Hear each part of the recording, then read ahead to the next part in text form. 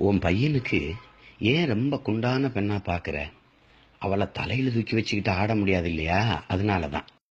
ஏன் உன் வீட்டுக்காரர் புடவையெல்லாம் போட்டுட்டு பாத்திரம் வாங்கிக்கன்னு சொல்றாரு? புடவைய துவைக்கிறத விட பாத்திரம் தேய்க்கிறது அவருக்கு ரொம்ப சுலபமா இருக்கான். உங்க வீட்டுக்காரர் எப்ப பார்த்தாலும் வீட்டுக்கு வெளியே நிக்கிறாரே.